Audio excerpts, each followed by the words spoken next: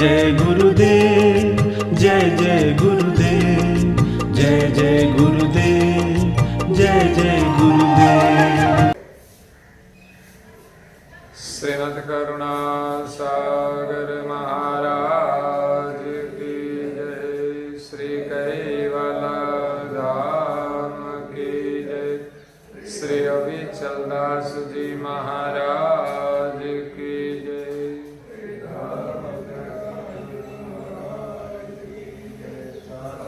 सत केवल साहिब, सत केवल साहिब, सत केवल साहिब। परम गुरु श्रीमद् करुणा सागर महाराज श्री रचिता पंचम स्वसंवेद यानी पंचम सूक्ष्म वेद निजपति परम प्रभाव स्कंद है चौथा और चौपाई नंबर है 69।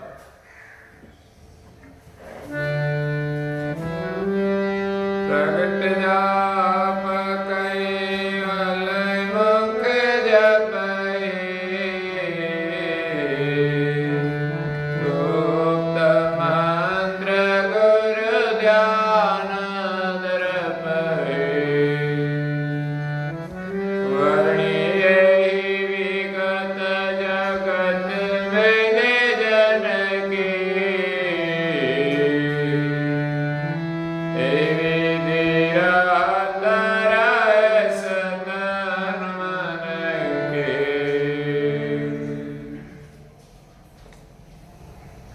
प्रिय भक्तजनों, ज्ञान संप्रदाय के आद्य स्थापक अनंत ब्रह्मांडाधीश विश्व नियंता सकर्ता सतकैवल के परम विशेष अंश सकर्ता सिद्धांत का प्रतिपादन करने वाले अनंत अंशों के तारणहार कैवल धर्म धुरंधर नव बुद्धि के सागर पंचम स्वसंवेद के रचयिता महान समर्थ परम श्रेष्ठ परम विभूतिवान परम दयालु परम कृपा निधि सर्वज्ञ दिव्य परम गुरु श्रीमद् करुणा सागर जी महाराज विश्व भर के मनुष्य तनुधारी चैतन्य जीवात्माओं को यथार्थ ज्ञान का उपदेश देते हुए स्वरचित पंचम स्वसंवेद ग्रंथ के चौथे स्कंद की 69वीं चौपाई में कैवल मंत्र का महिमा का वर्णन करते हुए कहते हैं कि प्रगट जाप कैवल मुख जपहि, गुप्त मंत्र गुरु ध्यान धरपहि। संसार में रहकर पवित्र कर्म अति पवित्रता से करके संसार से जतमत रहकर कैवल का सुमिरन करे। सुमिरन करने के लिए 2 जाप दिए हैं। एक जाप प्रगट मुख से उच्चारण करके करने का है और दूसरा जाप है ध्यान में बैठकर प्रणव के साथ सुरता नुरता का एक तार करके करने का है। तो प्रगट जाप की महिमा है कि दिव्य परम गुरु जी ने प्रगट जाप भी दीक्षा में दिया है। प्रकट जाप भी स्मरण करने को कहा है और ये प्रकट जाप जो कैवल है वो कैवल का सुमिरन करके सर्जनहार का सुमिरन करके मृतक को भी जीवित किया है। उनके लिए एक प्रसंग अगाध बोध ग्रंथ में है। दिव्य परम गुरु जी कैवल धाम से 14 लोक में गए, देवताओं को सर्जनहार का लक्ष्य दिया और बाद में वो पृथ्वी पर पधारे। पहले पुष्कर दीप चेताए और वहां से दिव्य परम गुरु जी सागद्वीप में प्रकट हुए। सागद्वीप में अनंगपुर नाम का एक शहर है। वहां सरोवर के तीर पर, तालाब के किनारे परम गुरु जी अवधूत योगी का स्वरूप धारण करके प्रकट होकर विराजमान हुए। इस नगर का एक राजा था जिनका नाम था श्रीदंड, और उनकी रानी का नाम था रुसलदे। और अनंगपुर शहर में एक बणिक साहूकार रहता था। वो सेठ का नाम था रवि सेठ, और उनकी धर्मपत्नी सेठानी का नाम लुकमाबाई था। रवि सेठ और लुकमाबाई संस्कार संपन्न और धन संपन्न थे। इसलिए एक दिन सेठ के मन में विचार आया कि अपने पास इतना धन है, एक ही पुत्र है, तो ये धन कौन उपयोग करने वाला है। इसलिए धन का धर्म के कार्य में उपयोग करना चाहिए। ऐसा विचार अपनी पत्नी के आगे प्रकट किया। तब सेठानी लुकमाबाई ने कहा कि आपकी इच्छा है तो सतमार्गे उपयोग करे। सेठ ने एक धार्मिक मेला का समय तय कर दिया कि कार्तिक सुद पूर्णिमा को सबको भोजन प्रसाद और संत समागम करके सबको लाभान्वित किया जाए। इसीलिए उसने पत्रिका छपाकर सबको भेजी, अपने रिश्तेदारों को। और बाद में सेठ बहुत समदृष्टिवान थे, इसीलिए अनंगपुर शहर और अगल बगल के गांव में जहां भेखधारी रहते थे उन सभी भेखधारी को आमंत्रण दिया कि आप हमारे इस धर्म प्रसंग में भोजन प्रसाद लेने पधारे। और दिव्य परम गुरु जी इस नगर में जो तालाब है उनके तीर पर आसन लगाकर बैठे थे, उनको भी आमंत्रण दिया और कहा कि हे प्रभु, आप हमारे यहां पकाया हुआ भोजन लेंगे या कच्चा सामान हम आपको भेज दे। तब परम गुरु जी ने कहा कि भोजन बनाकर पहले मुझे दिया जाएगा तो मैं पक्का भोजन लूंगा। तो सेठ सेठानी को आनंद हुआ और कहा कि आपको हम पकाया हुआ भोजन पहले धराएंगे, बाद में मेले में जो आए होंगे उनको हम भोजन कराएंगे। सेठ और सेठानी को लगा कि बड़े कोई परमेश्वर है, कोई बड़े योगी है, तो उनका आमंत्रण स्वीकार किया तो दोनों खुश हो गए।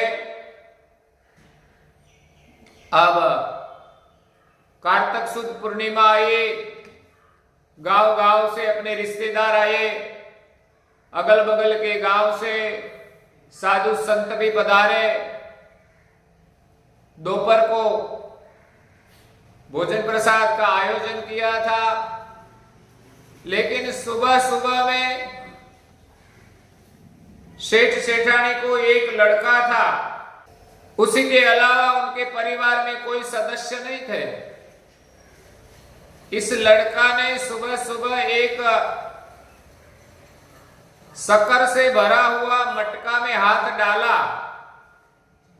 तो अंदर एक सर्प बैठा था। तो हाथ डालते ही सर्प ने काट लिया। कहा जाता है कि सर्प इतना जहरी था कि बालक को काटते ही बालक मरण के शरण हो गया। तब सेठ और सेठानी के परिवार के लोग आकुल व्याकुल होकर शोक के सागर में डूब गए। कहा जाता है कि जो रिश्तेदार आए थे, राजा और रानी भी आए थे, वो सब पुत्र के शोक में रोने लगे, क्योंकि इस सेठ ने एक ही पुत्र था और अपने सभी संबंधियों को बुलाए थे, साधु संतों को बुलाए थे।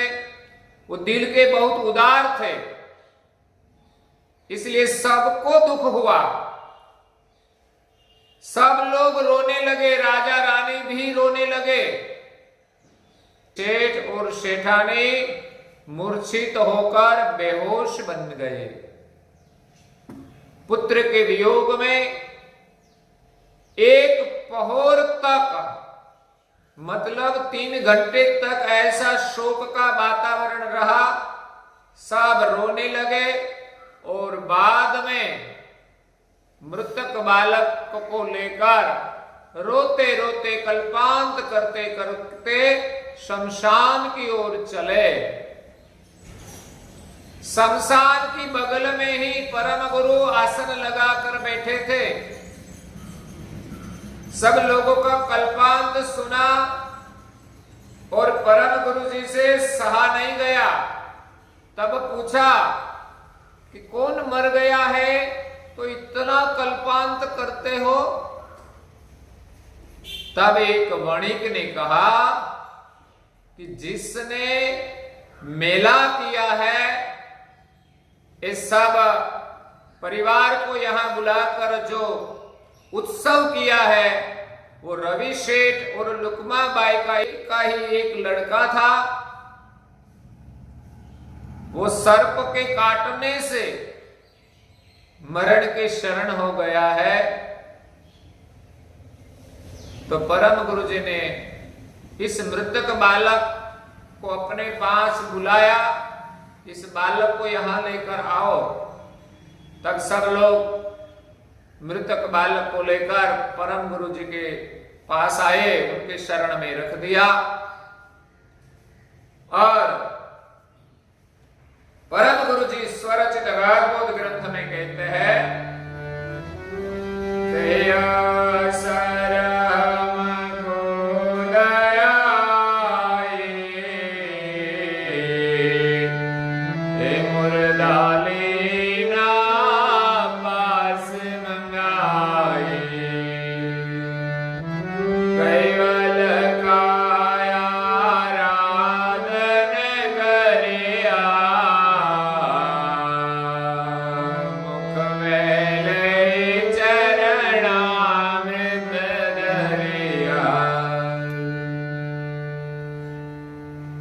मृतक बालक का कल्पांत सुनकर दिव्य परम गुरु जी को दया आई और उनका मुर्दा जो शरीर था मृतक, उनको अपने पास बुलाया और दिव्य परम गुरु जी ने अंतर्वृत्ति से कैवल्य का सुमिरन किया, कैवल्य का जप किया और बालक के मुख में कैवल्य का सुमिरन करके चरणामृत दिया। तब एक चमत्कार हुआ। आया जीव सचेतन भैया, लोक सकल सब जय जय कहिया। सेठ सेठानी ग्रहिए मम पाओ, ओ परमेश्वर कहते आओ।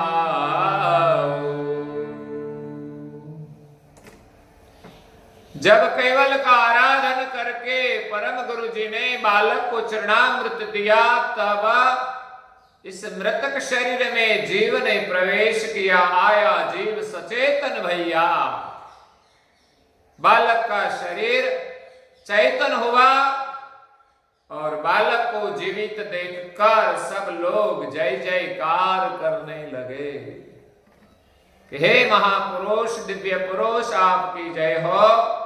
सेठ सेठानी ग्रहिए मम पाऊ। रवि सेठ और लुकमाबाई ने परम गुरु जी के चरण में अपना शीश झुकाया, शरण में गिरे और प्रार्थना करने लगे कि हो परमेश्वर, हमारे बालक को सजीवन करने के लिए आप कहां से पधारे हैं। तब परम गुरु जी ने कैवल का ज्ञान दिया और कहा कि मैं कैवल धाम से आया हूं, सर्जनहार का लक्ष्य लेकर आया हूं। परम गुरु का ज्ञान सुनकर सब प्रभावित हो गए। तो कैवल सुमिरन की महिमा है कि सुमिरन करके जो चरणामृत लिया जाए तो हमारा तन मन सब कुछ पवित्र होता है। इसलिए तो मंदिर में परम गुरु जी का जो मूर्ति स्वरूप है, प्रतिमा स्वरूप है, उनका जल अभिषेक करके स्नान आदि करा के कैवल का सुमिरन करते करते ये जल अभिषेक जो किया हो वो चरणामृत हम सब लेते हैं। लेते वक्त भी सत केवल साहेब बोलकर हम चरणामृत लेते हैं। तो इनसे हमारा तन मन बुद्धि पवित्र होती है। ऐसा नहीं कि एक बार लेने से सब कुछ शुद्ध हो जाए। जितना अंतर मन से हम सुमिरन करके श्रद्धा से चरणामृत ग्रहण करें तो वो एक औषधि का काम करती है। चरणामृत एक औषधि है। मंत्र सुमिरन से हम चरणामृत ग्रहण करें तो हमारे तन के रोग भी मिट जाते हैं। कहा जाता है कि महान तपस्वी रघुराम महाराज ने कैवल का सुमिरन करके एक गांव में पानी नहीं था तो सब लोग तृषा से परेशान हो गए, पीने का भी पूरा जल नहीं मिलता था। तब रघुराम महाराज ने कैवल का सुमिरन करके अपने कमंडल से एक जल भरकर एक कुएं में डाला तो कुएं में से पानी बाहर निकलने लगा। तो कैवल सुमिरन का चमत्कार है। इसलिए हम श्रद्धा से कैवल का सुमिरन करें, मंत्र लेखन से सुमिरन करें, अखंड धुन के माध्यम से सुमिरन करें और सुमिरन करने से अपने सभी दोष मिट जाते हैं। अपने जीवन में आने वाले जो विघ्न है वो भी दूर होते हैं और हमारे सभी काम सफल होते हैं। इसीलिए तो नानक साहेब ने भी नाम स्मरण की महिमा का वर्णन किया है। कहा है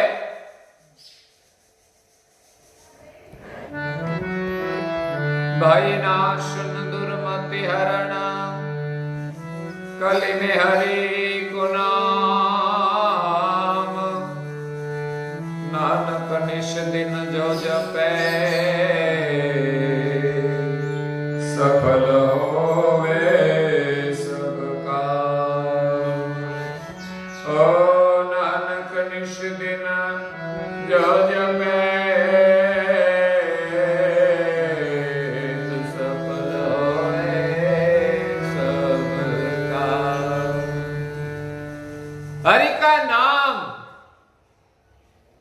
भय नाशन दुर्मति हरण, भय का नाश करता है और दुर्मति का हरण करके हमें सद्बुद्धि प्रदान करता है। नानक निश दिन जो जपे, रात दिन जो हरि का सुमिरन करे तो सफल होवे सब काम, जीवन के सभी काम सफल हो जाएंगे। तो ये है नाम स्मरण की महिमा। इसीलिए तो एक धुन में भी कहा है, हे भजन होवे सफल सब काम, केवल नाम सत केवल नाम।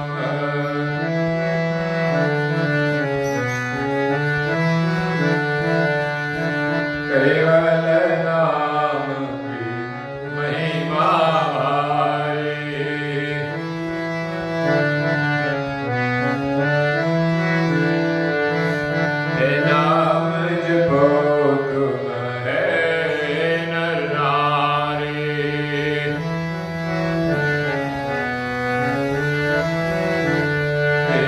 कैवल से पाओ अमरदान, कैवल से पाओ अमरदान, केवल नाम सत केवल नाम।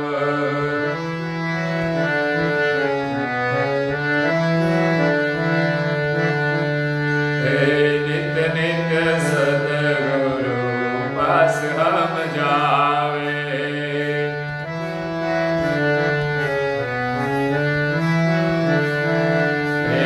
ज्ञान की हमें गुंज बतावे, ज्ञान की हमें। सतगुरु चरणों में कोटि प्रणाम, सतगुरु चरणों में कोटि प्रणाम, केवल नाम सत केवल नाम।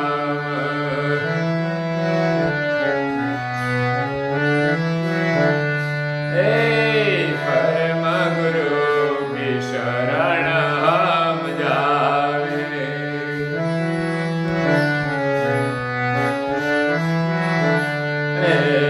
जीवन मोक्ष का फल हम पावे।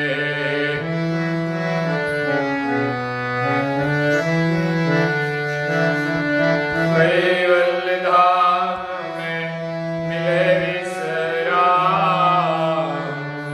कैवल धाम में मिले विश्राम, केवल नाम सत केवल नाम।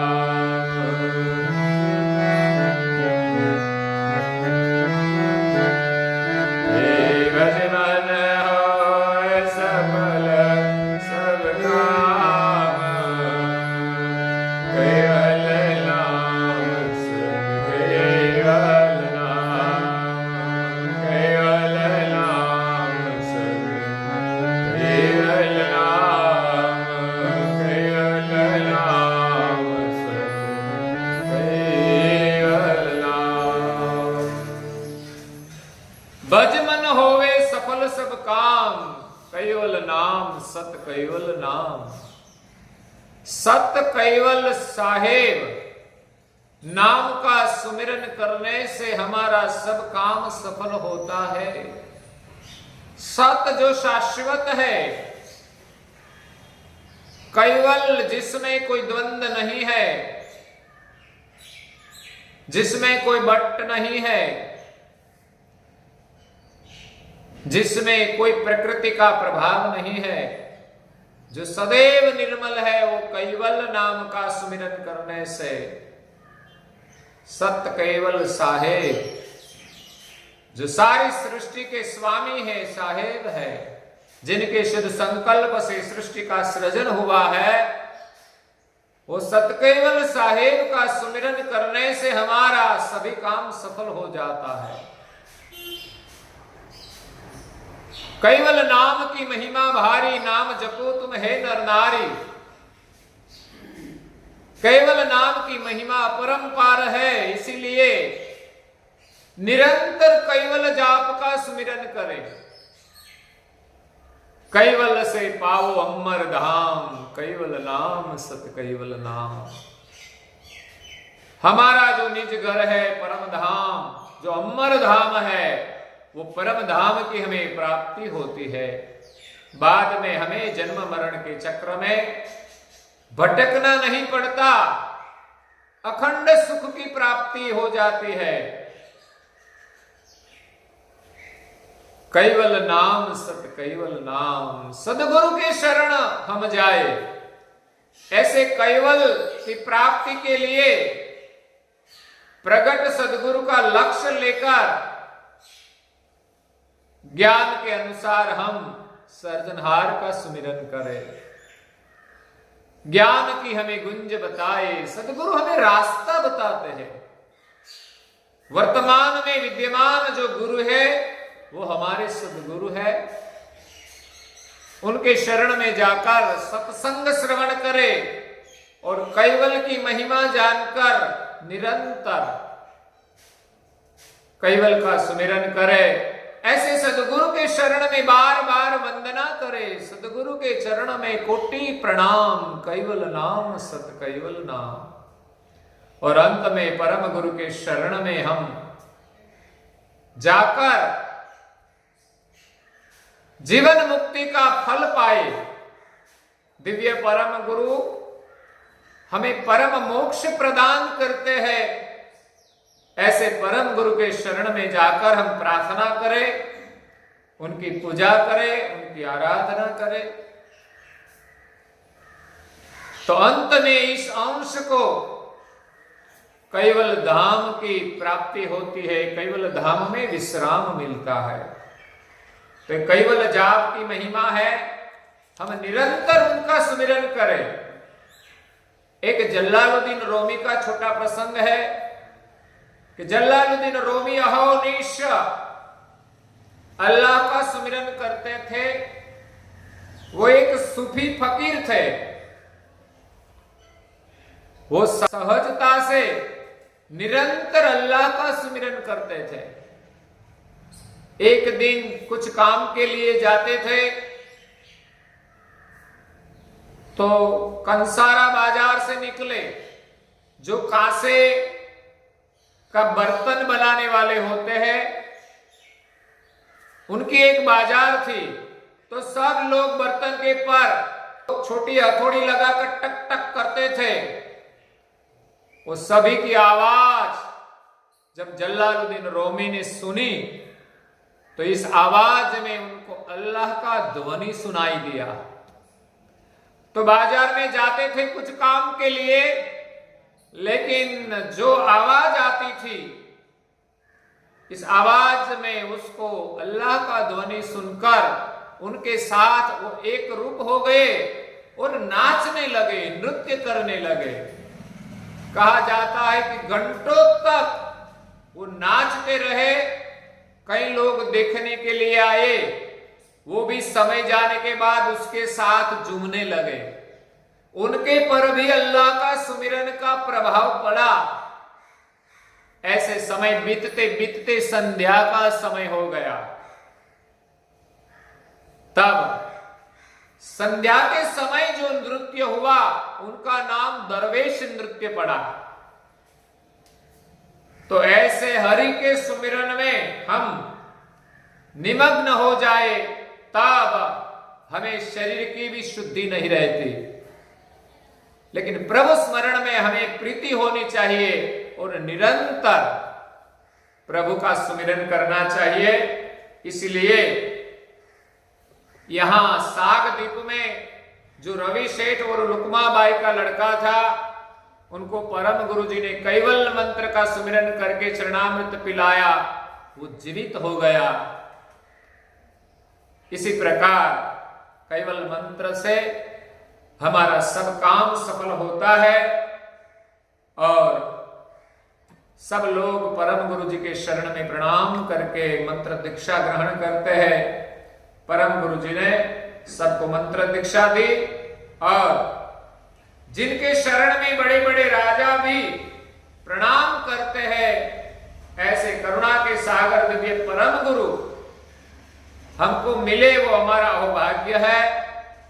इसलिए श्रद्धा के साथ हम निरंतर कैवल का सुमिरन करें। हमारे परिवार में छोटे बच्चे भी कैवल का सुमिरन कर सकते हैं, वो भी कैवल मंत्र लिखकर सुमिरन कर सकते हैं। और हरते फिरते कामकाज करते करते भी हम कैवल का सुमिरन करें तो कैवल के सुमिरन से हमारा जीवन सफल हो जाए। ऐसी परम गुरु के शरण में प्रार्थना करके आज के प्रवचन को यहाँ विराम देते हैं।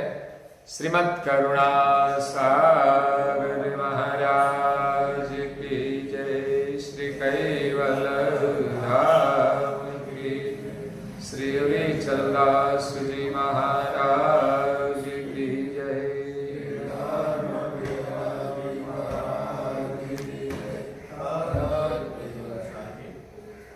सत केवल साहेब, सत केवल साहेब, सत केवल साहेब।